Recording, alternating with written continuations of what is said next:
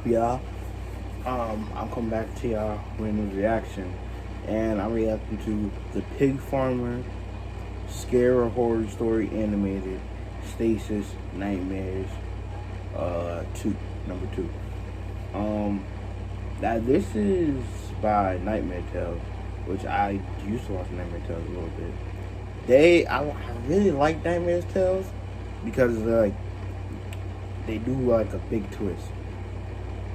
From older stories I remember, they always did like a big twist, like something that you're not expecting. I always like that about that. I hope this.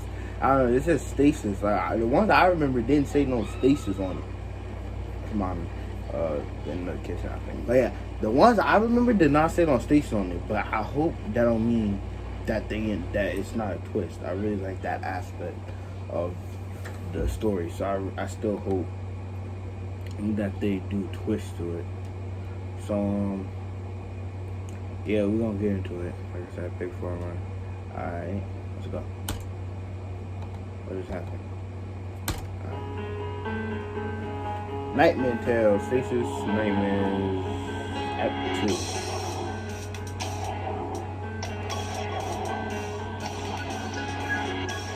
Should I do F1? Until 1?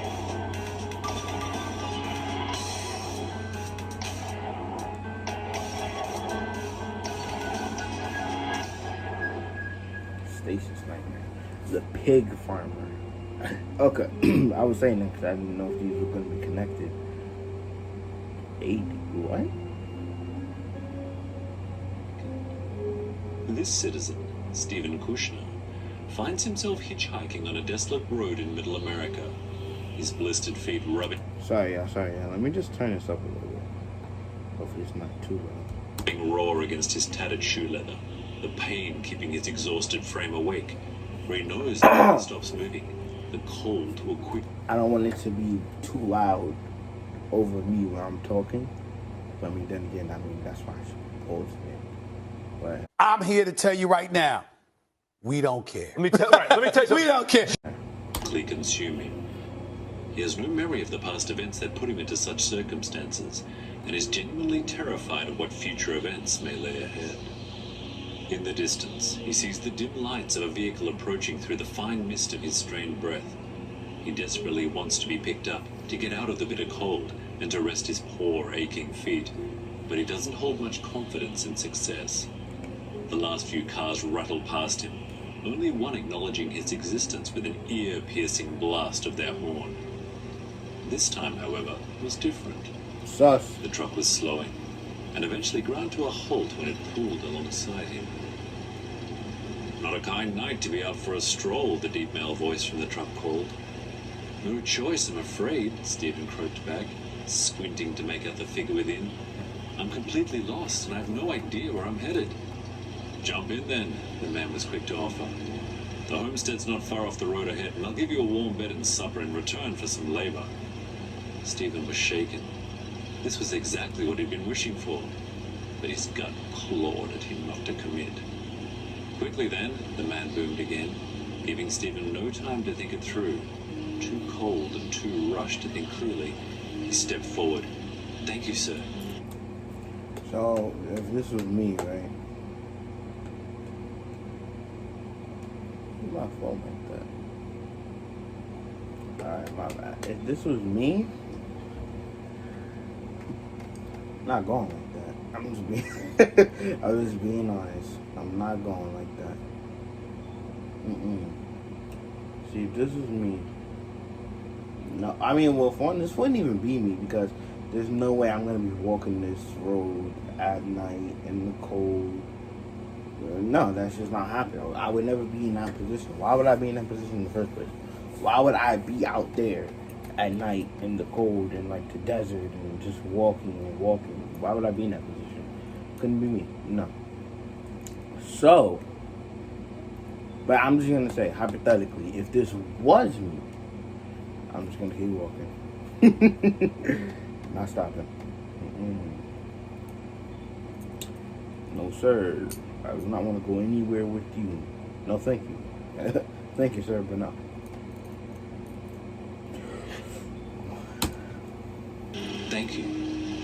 The name's Tom. Don't mention it. Be good to have some company. My wife has been on a serious cognitive decline as of late. Hearing this didn't make him feel any better, and he stayed close to his side of the cab for the duration of the ride to the farmhouse. It was a run-down old place, exactly what Steve had expected.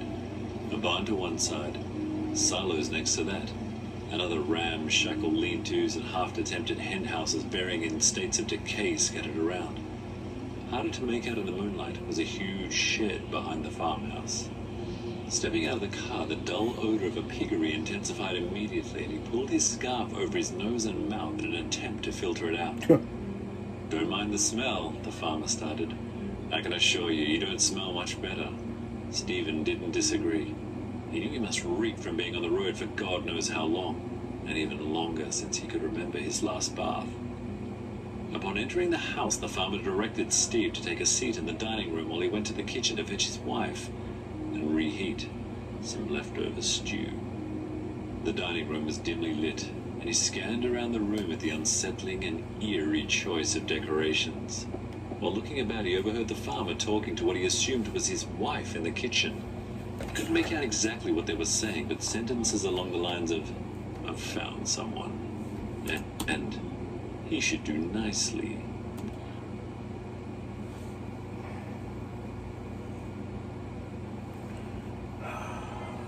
So, why is this even being said?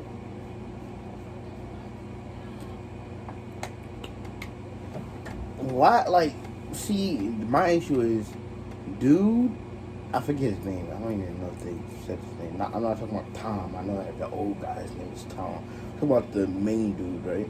Protagonist. You shouldn't even be hearing anything that they're saying. You know why? Because the minute you walk in and you see this,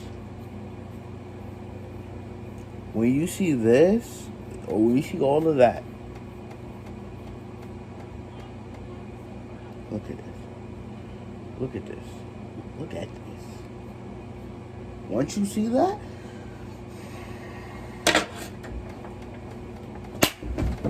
like, why are you still there? Why are you still there? You should have been like this. Hold on. You want to know what you should have been like? You should have been like this.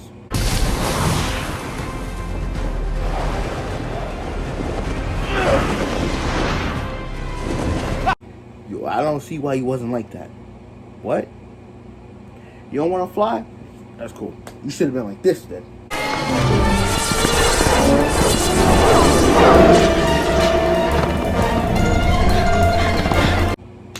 I mean, that's what I would have been like. That's what I would have been like.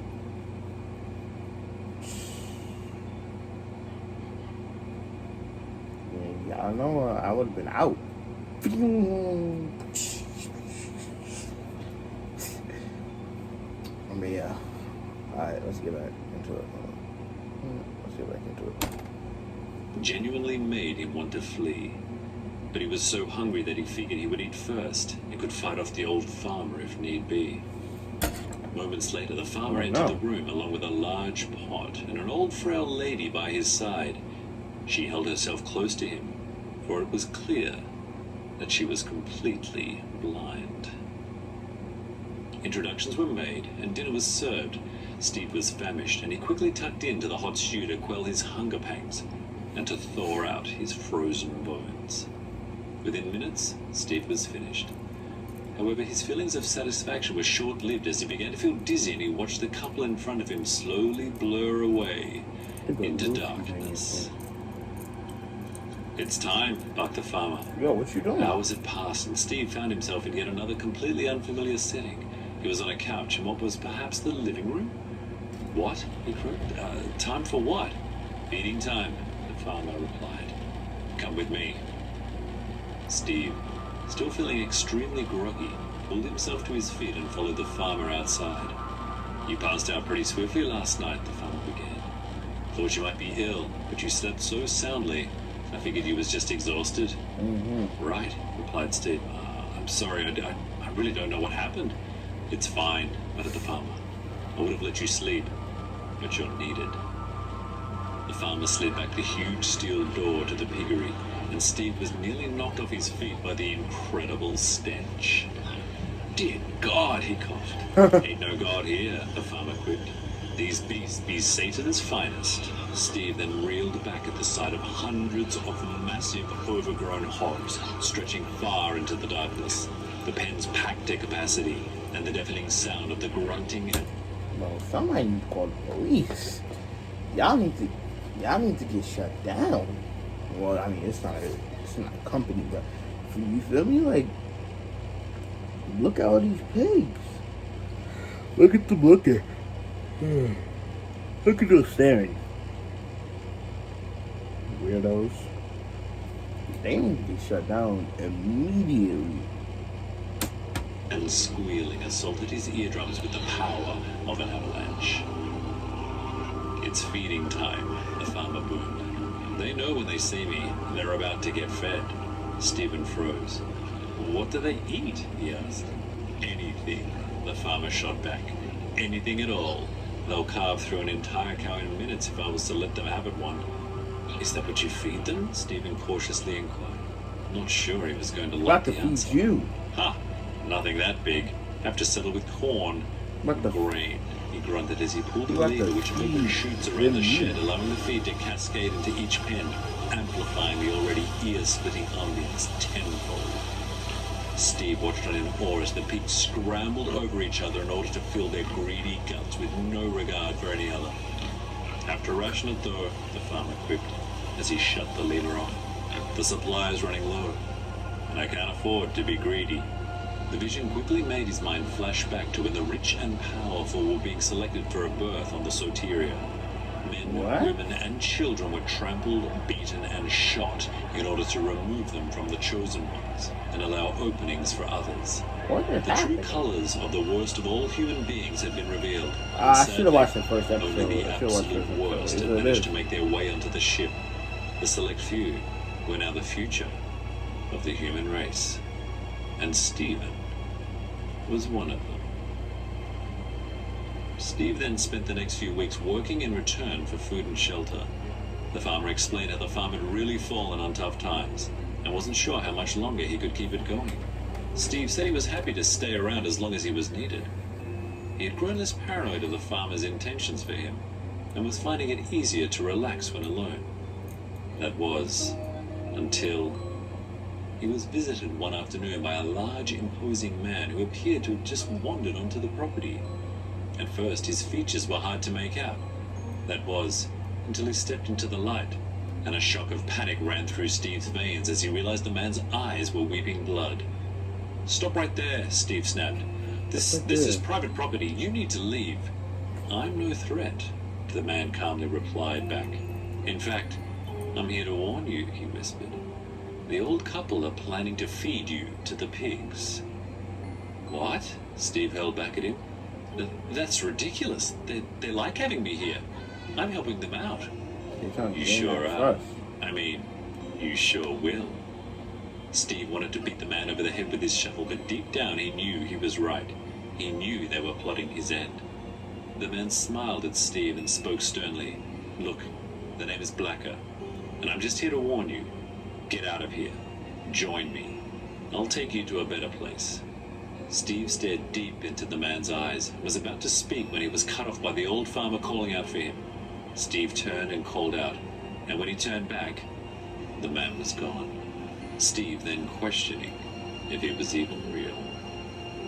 That night, at a time where Steve would normally be fast asleep, he lay in bed wide awake due to the trauma caused by the unpleasant encounter he had experienced earlier in the day. That dude, what did he say his name was? Rafi? I don't even know. He was probably fed to them, and he probably a ghost or something. I don't even know, but Steve, you're bugging. It was then he began to overhear the conversation between the old couple downstairs. He could only make out portions of it, but it was clear they were planning something for him when he heard his name referenced in the same sentence as, "It's time," and "I'll take care of it tomorrow." Steve didn't sleep a wink that night, on high alert for for what was to come. The next morning, he rose as usual, before sunrise, and was greeted outside by the farmer who suggested that they both go and feed the pigs first thing in the morning. Are you sure you don't want me to go and fill the water truck for them first? Steve inquired, as that was generally his first task of the day, one he would do alone. Nope, the farmer shot back.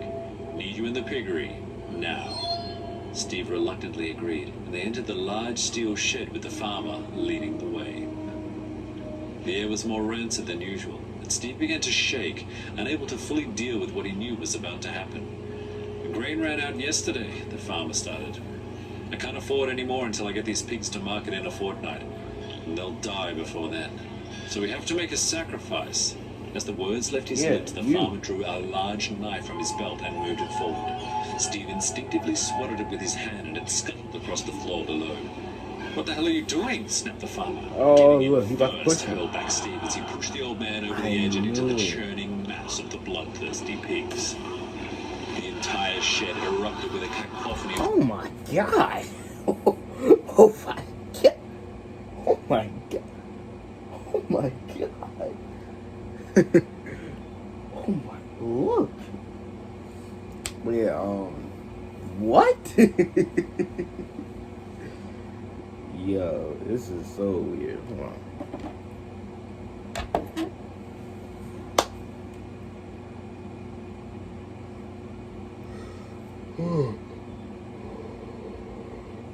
They going crazy. Squealing as the farmer was torn to shreds, completely disappearing from view in a matter of seconds.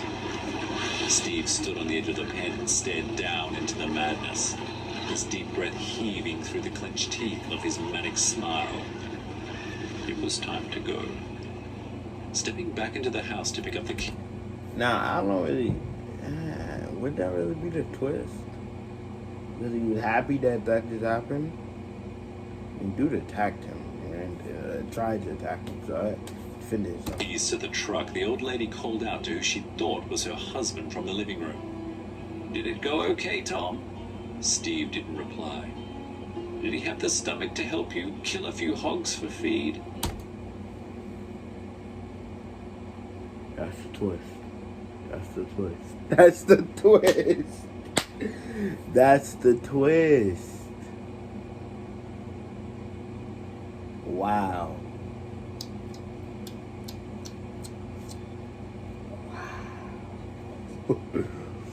Nightmare Files, man. I mean, Nightmare Tales. I mean, Nightmare Files is the one with the deep voice.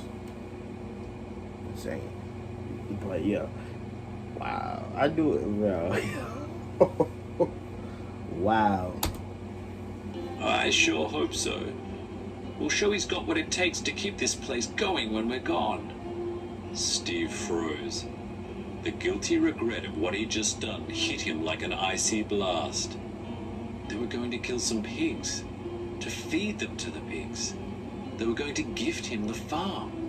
He rapidly backed out of the house in an attempt to avoid the horrific realization hitting home any harder. Shaking like a leaf, he started the truck, where he noticed Blacker was waiting for him. You made me kill an innocent man, Steve barked. I didn't know, Blacker calmly replied. I do know that you're a murderer, though. You can't tell anyone, Steve begged. It's fine, Blacker assured him. Stick with me and do what I say, and you'll have nothing to worry about.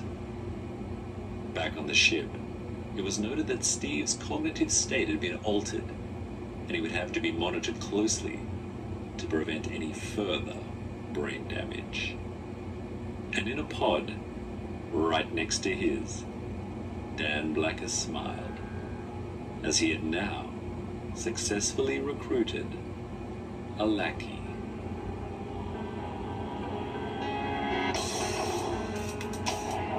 Okay. That was a nice video. So basically what I'm getting from this, hold on, I'm sorry.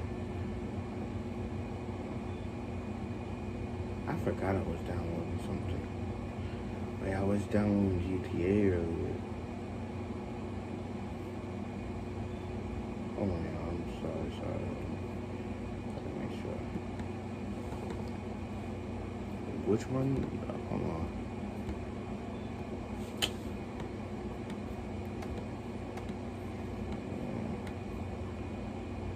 What I say? I knew they were gonna do the twist. I knew it.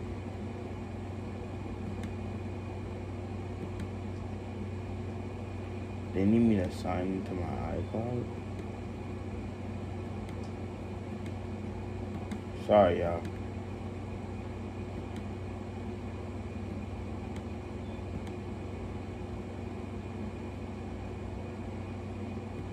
I'm not adding it in this out. I was thinking about doing it, but I really don't want to.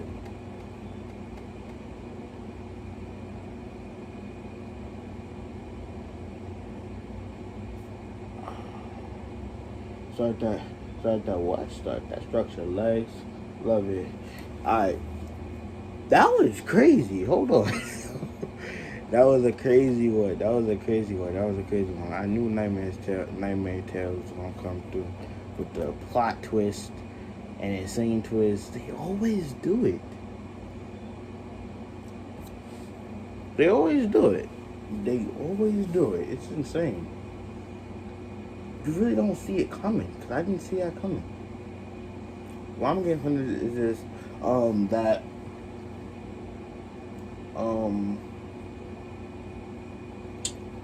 was I gonna say? What I'm basically getting from this is that the Stasis thing is supposed to be some type of series that they're doing. So 2 weeks ago was the first episode, which I'm not gonna, or I'll probably watch. I'm not gonna do a video on it because it came out on January 1st, and it's what's today? January 20th. This came out 4 days ago. So yeah. But anyway, this is supposed to be some type of series. I'm gonna try to watch out for this. I didn't have the bell on for some reason. Wait, no. Bell? Yeah, let's put the bell on. You'll get all notifications. Alright, good. So yeah. I gotta watch out for this. That's really cool.